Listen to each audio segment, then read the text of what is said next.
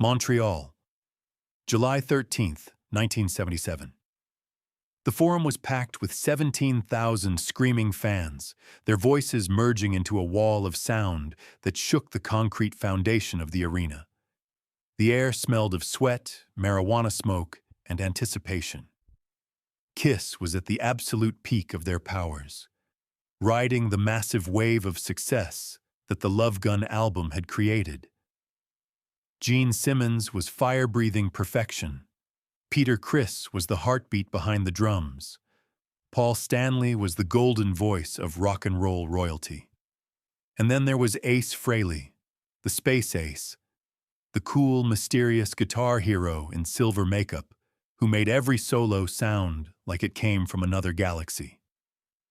But on that night in Montreal, something was very, very wrong. What happened in those 90 catastrophic minutes would become one of the most hushed-up scandals in rock history, an event so destructive that Kiss management spent decades trying to erase it from existence. The video footage exists, buried deep in vault archives, showing the exact moment when Space Ace crossed a line that could never be uncrossed. If you like this kind of stories, don't forget to subscribe to our channel. The day had started badly. Ace Frehley woke up in his hotel suite at the Queen Elizabeth Hotel with a headache that felt like his skull was being crushed in a vice. His hands were shaking, his throat was raw, and he couldn't remember the last 3 hours of the previous night. There were empty bottles scattered across the floor, white powder residue on the glass coffee table, and a woman he didn't recognize sleeping on the couch. This was becoming a pattern, a dangerous routine that was starting to define his existence more than the music itself. The cocaine had started as a way to maintain energy during the grueling tour schedule, something to keep him sharp when exhaustion threatened to drag him down. But somewhere along the way, it had transformed from a performance enhancer into a necessity, then into a compulsion, and finally into a monster that controlled every waking moment of his life. Paul Stanley had noticed the changes first. During rehearsals earlier that week, Ace had missed cues, fumbled chord changes, and seemed disconnected from the music in a way that was completely unlike him. When Paul tried to talk to him about it backstage in Toronto, Ace had laughed it off, cracking jokes about being tired, about the road wearing him down, about needing to blow off steam. But Paul saw something deeper in Ace's eyes, something hollow and distant that frightened him. Gene Simmons, ever the businessman, was more concerned about the bottom line. If Ace couldn't perform, if his problems started affecting ticket sales or the band's reputation, then it became a financial issue that needed to be managed. Peter Criss understood better than anyone else, because he was fighting his own demons with alcohol, his own battle against the pressures and temptations that came with being a rock god. But even Peter was shocked by how far and how fast Ace was falling. The Forum was electric with anticipation as the opening bands finished their sets and the stage crew prepared for Kiss's entrance. The massive LED screens showed psychedelic patterns. The smoke machines pumped fog across the stage, and the lighting rig hung like a mechanical spider above the performance space, ready to unleash 1,000,000 watts of pure visual assault. Behind the stage, in the cramped, concrete-walled dressing rooms, Ace Frehley was applying his makeup with trembling fingers. The silver base coat went on unevenly. The black star around his eye was smudged, and he had to restart 3 times before getting it close to acceptable. His nose was burning from the lines of cocaine he had snorted 20 minutes earlier. His heart was racing at an uncomfortable rhythm, and his perception was starting to fragment in ways that should have been terrifying but felt strangely normal. This was his pre-show ritual now, the chemical preparation that he told himself was necessary to face the crowds, to channel the Space Ace character, to become the guitar hero that 17,000 people were paying to see. The show started perfectly. The pyrotechnics exploded in synchronized bursts of flame and smoke. The band launched into "I Stole Your Love" with the precision of a military operation, and the crowd went absolutely insane with joy and excitement. Gene was in his element, prowling the stage like a demon, spitting blood, wielding his bass like a weapon. Paul commanded center stage with the confidence of a natural-born frontman, his voice soaring over the instrumental assault. Peter Criss attacked his drums with ferocious energy, driving the rhythm forward with unstoppable momentum, and Ace, for the first few songs, seemed fine. His solos were sharp, his stage presence was appropriately cool and detached, and the Space Ace persona was fully activated. But those watching closely from the wings could see the warning signs. Ace's movements were too quick, too jerky, lacking the fluid grace that usually characterized his performance. His eyes behind the silver makeup were too wide, too bright, pupils dilated to the point where the blue irises had almost disappeared. By the fifth song, the cracks were starting to show. Ace missed the opening riff of Cold Gin, forcing Paul to cover with some quick improvisation, while Ace scrambled to catch up. During Gene's fire-breathing routine, Ace stumbled slightly on the elevated platform, catching himself at the last second, before what could have been a dangerous fall. The crowd didn't notice these small errors, too caught up in the spectacle to register the subtle signs of disintegration. But backstage, the tour manager was already on the radio to the lighting director, asking if Ace looked okay from the booth's vantage point. The response was not reassuring. Ace was sweating profusely despite the arena's air conditioning. His hands were shaking visibly even from 100 feet away, and his interaction with the other band members had become minimal, as if he was performing in isolation rather than as part of a cohesive unit. The breaking point came during Love Gun, the title track from their latest album, the song that was supposed to be the emotional and musical centerpiece of the entire show. Paul Stanley stepped forward to take the lead vocal, his iconic star-eye makeup gleaming under the spotlights as he delivered the opening lines with his characteristic blend of sexuality and swagger. But as he moved across the stage, his wireless microphone cable crossed the space where Ace was standing, a completely innocent and routine occurrence that happened dozens of times during every performance. In Ace's cocaine-fueled paranoia, this simple action took on malicious intent. He saw it as Paul deliberately invading his space, disrespecting him, treating him like a sideman rather than an equal member of the band. The rational part of Ace's mind that might have recognized this interpretation as absurd had been completely overridden by the chemical chaos raging through his nervous system. He felt a surge of rage, white-hot and overwhelming, that demanded immediate expression. Without thinking, without hesitation, without any consideration of consequences, Ace Frehley swung his Les Paul guitar like a baseball bat, aiming directly at Paul Stanley's head. The instrument, a beautiful custom silver sparkle guitar that weighed over 9 pounds, missed Paul's skull by perhaps 6 inches as Paul instinctively jerked backward, his performer's reflexes saving him from what could have been a fatal blow. The guitar's momentum carried Ace forward, off balance, and he crashed into Paul's microphone stand, sending it flying across the stage with a metallic screech that cut through the music like a knife. The band stopped playing instantly, the sudden silence creating a vacuum of confusion that spread across the entire arena. 17,000 fans went from ecstatic celebration to shocked uncertainty in the space of a heartbeat, unable to process what they had just witnessed. Paul Stanley, to his credit, tried to salvage the situation. He grabbed his microphone, attempted to laugh it off, started to say something about rock and roll energy and letting loose. Anything to redirect the crowd's attention and restart the performance. But Ace wasn't finished. The cocaine had pushed him past the point of rational thought or self-preservation. He saw Paul trying to smooth things over as yet another sign of disrespect, another attempt to diminish him and control the narrative.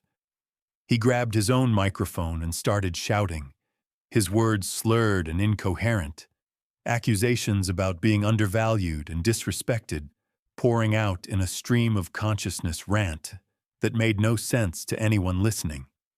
Gene Simmons dropped his bass and started moving toward Ace, recognizing the situation was spiraling completely out of control. Chris stood frozen behind his drum kit, torn between loyalty to his friend and horror at what was unfolding. Security personnel rushed onto the stage from the wings, but they hesitated, uncertain whether they were supposed to intervene with the band members or protect them from the increasingly restless crowd. Ace kicked over a monitor speaker, the crash echoing through the arena's sound system, and then grabbed his guitar again, this time smashing it into the floor repeatedly until the neck snapped and the strings exploded in a discordant twang of destruction. This was no longer a performance, no longer rock and roll excess for the cameras. This was a genuine mental breakdown happening in front of 17,000 witnesses, being recorded by multiple video cameras and threatening to destroy everything Kiss had built over the previous 4 years. Gene finally reached Ace and grabbed him from behind in a bear hug, trying to physically restrain him while Paul desperately gestured to the backstage crew to drop the curtain and end the disaster. The fans in the front rows, those close enough to see the genuine violence and rage in Ace's actions, started pushing backward, trying to create distance from the stage. This created a domino effect of pressure that rippled through the packed arena, people stumbling and falling as the human mass compressed and surged in panic. Further back, fans who couldn't see what was happening on stage started pushing forward, angry that the show had stopped, demanding the band continue, creating a dangerous counterpressure against those trying to escape. The security barriers in front of the stage started to buckle under the strain, the metal posts bending as thousands of pounds of human weight pressed against them. People were screaming now, not in excitement, but in fear, the sound completely different from the usual concert roar, a primal sound of genuine terror. Backstage, Kiss's tour manager made the call to kill all the lights and drop the main curtain, hoping that ending the visual stimulation would calm the crowd. Instead, it had the opposite effect. Plunging 17,000 panicked people into near-total darkness created mass hysteria. People couldn't see the exits, couldn't find their companions, couldn't tell if they were moving towards safety or deeper into danger. The emergency lighting system, designed to illuminate exit pathways, was completely inadequate for the scale of the panic. Fights broke out as people shoved and clawed their way toward where they thought the exits might be. The Forum's medical team started receiving reports of injuries, broken bones, lacerations, concussions, panic attacks, people who had been trampled or crushed against barriers. The final injury count would eventually reach 53 people, ranging from minor cuts and bruises to 3 serious cases: a broken leg, a severe concussion, and a teenage girl who had suffered a panic attack so severe she stopped breathing and required emergency resuscitation. It was a miracle, according to Montreal police, that nobody had died. The venue's insurance company immediately launched an investigation, looking to assign blame and minimize their financial exposure. The local media descended on the story with predatory enthusiasm, interviewing injured fans, speaking to witnesses, building a narrative of rock and roll excess leading to preventable tragedy. Kiss's management team went into overdrive, implementing a damage control strategy that was part legal maneuvering, part public relations spin, and part outright deception. The official story, released within 24 hours of the incident, claimed that a technical malfunction with the pyrotechnics had caused unexpected explosions that startled the band and created panic in the crowd. No mention of Ace's drug use, no acknowledgement of the on-stage violence, no admission that the chaos was entirely self-inflicted. The video footage from that night, recorded by multiple cameras for a potential live album and concert film, became the most closely guarded secret in Kiss's entire catalog. Master tapes were locked in vaults. Camera operators were required to sign additional non-disclosure agreements, and the raw footage was never edited, never released, never allowed to see the light of day. A few brief clips would leak over the years, low-quality bootleg recordings that showed fragments of the chaos, but lacked the full context to understand the complete scope of the disaster. Ace Frehley himself was placed on a forced 2-week hiatus from the tour, officially described as recuperation from exhaustion, but actually mandated by the band's insurance company, who refused to cover any future shows unless Ace received treatment for substance abuse. The relationship between Ace and Paul Stanley never fully recovered from that night in Montreal. The attempted assault, even though Paul publicly forgave it and blamed it on drugs rather than personal animosity, created a permanent fracture in their creative partnership and friendship. Trust, once broken at such a fundamental level, could not be easily rebuilt. Paul would spend the next several years watching Ace with a mixture of concern and wariness, never quite able to forget the sight of that guitar swinging toward his head. Gene Simmons became increasingly focused on finding ways to reduce the band's dependence on Ace, exploring options for replacement guitarists, or restructuring the touring setup to minimize the damage if Ace had another breakdown. Peter Criss, struggling with his own substance issues, found himself unable to help Ace or even talk to him about what had happened, the shared addiction creating a wall of denial and enabling behavior. The Love Gun tour continued for another 2 months after Montreal, with Ace managing to maintain enough sobriety to perform adequately, but never recapturing the magic and spontaneity that had made him such a captivating performer in the first place. The shadow of Montreal hung over every subsequent show, with enhanced security measures, additional insurance requirements, and a pervasive atmosphere of tension backstage that slowly poisoned the band's chemistry. The wild creativity and joy that had characterized Kiss's rise to superstardom was gradually being replaced by professional obligation and barely concealed resentment. Ace was increasingly isolated within the group, his bandmates keeping him at arm's length, treating him with the careful distance one might use with a ticking time bomb that could explode at any moment. The question that haunted Kiss management for decades was, what would happen if the Montreal footage ever got released? The complete, unedited video documentation of that night represented an existential threat to the band's carefully cultivated image.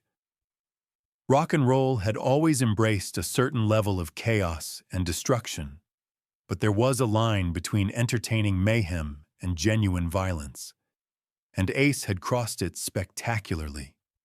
In an era before social media and viral videos, it was still possible to contain damaging footage through legal threats, financial settlements, and the simple physical control of master tapes.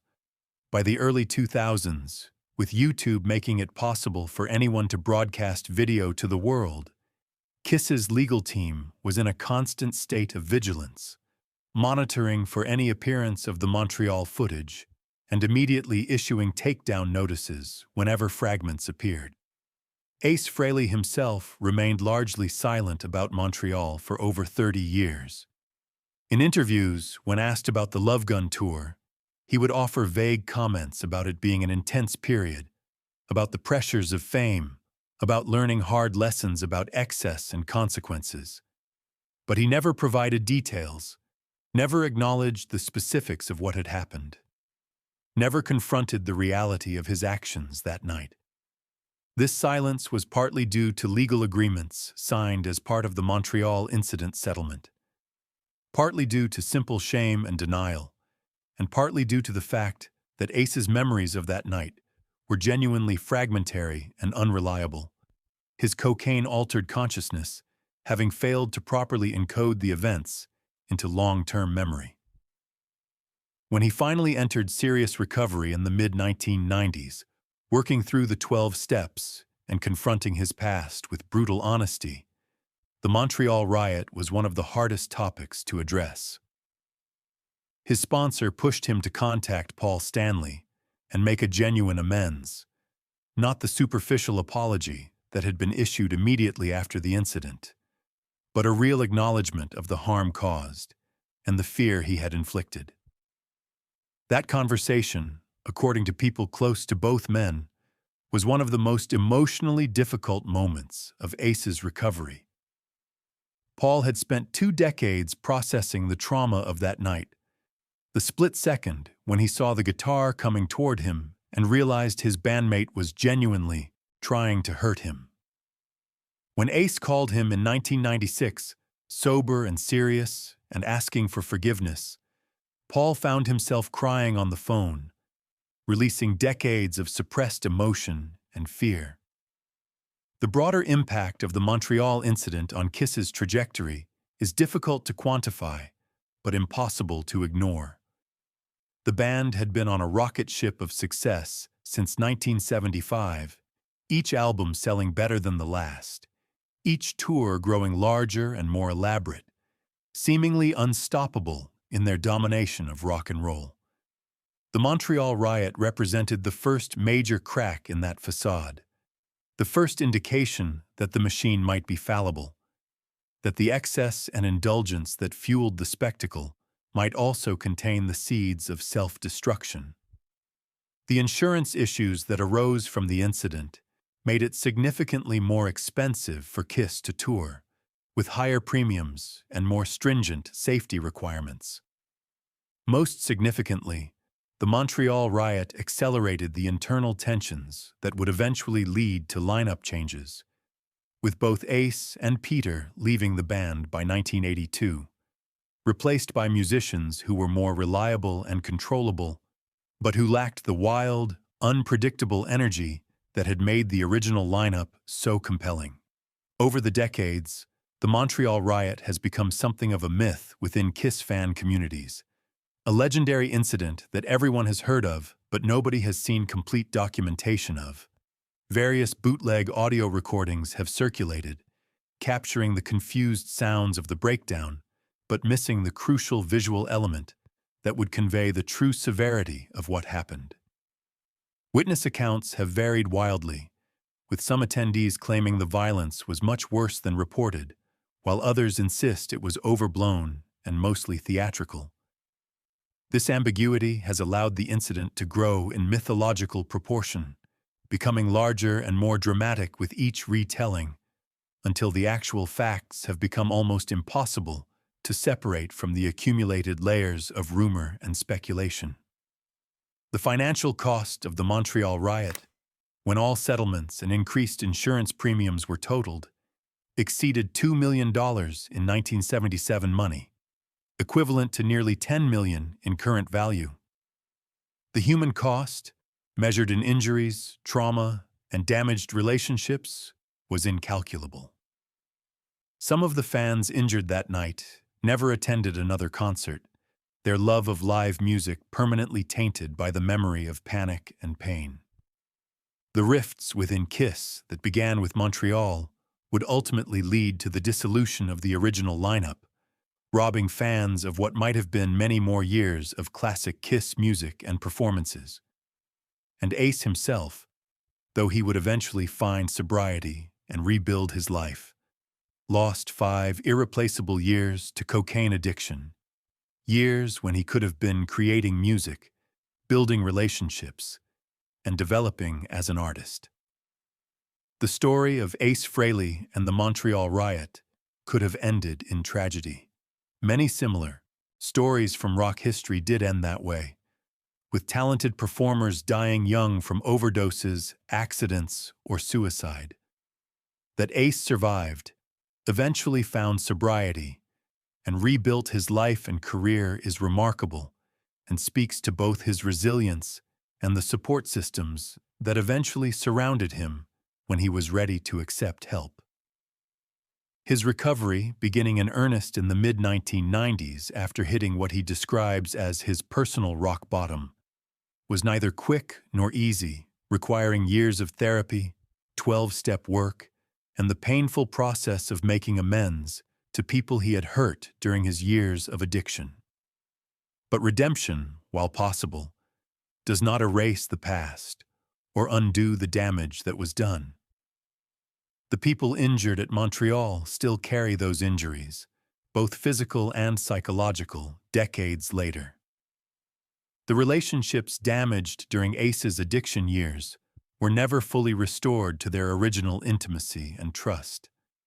The music that Ace might have created during his lost years, the performances that could have happened, the joy that was sacrificed to addiction, all of that remains permanently in the realm of what might have been.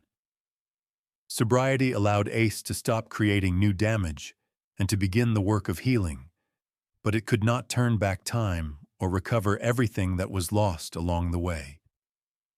The continued suppression of the Montreal riot footage raises interesting questions about historical documentation and the right to control one's own narrative versus the public interest in understanding significant cultural events. The Montreal incident, because it resulted in public injuries and required police intervention, arguably crosses the line from private matter to public event. The footage documenting that event, while owned by KISS, represents a historical record of a significant moment in rock culture, and its indefinite suppression could be seen as a form of historical revisionism, the literal erasure of an uncomfortable truth. What seems likely is that the Montreal footage, if it still exists in any complete form, will remain locked away until all the principal participants have died. At which point estate executors or archivists may make different decisions about its disposition. By that point, perhaps 50 or 75 years after the incident, the Montreal riot will have transformed from a source of personal pain and professional embarrassment into a historical artifact, something to be studied and analyzed with the emotional distance that time provides. 47 years after that night in Montreal, what remains?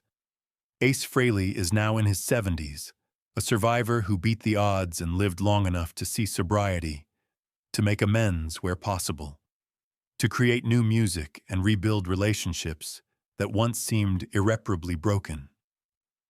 Paul Stanley continues to tour with KISS, still commanding the stage with confidence.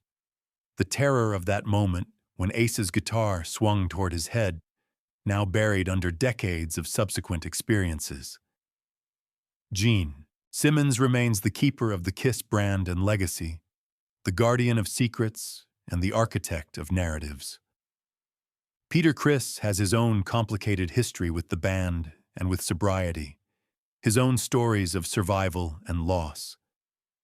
The Montreal riot stands as a testament to a specific moment in rock history when bands could be simultaneously massive in scale and intimate in their self-destruction. When fame was big enough to create enormous pressure, but the surveillance apparatus was not yet sophisticated enough to document every moment. It represents the transition point between the era of rock myths and the era of rock documentation. And perhaps that is the most fitting legacy for an incident that was always about the gap between image and reality, between the Space Ace character that Ace Frehley performed on stage and the Paul Daniel Frehley who was drowning in addiction behind the makeup. The Montreal riot revealed that gap to 17,000 witnesses in the most brutal way possible, stripping away the fantasy to expose the human wreckage underneath. That revelation was too dangerous to the mythology that Kiss had built. So it was covered up, minimized, transformed from reality back into controlled narrative, allowing the show to go on and the Space Ace character to continue his journey through rock immortality while the man who created him struggled to survive.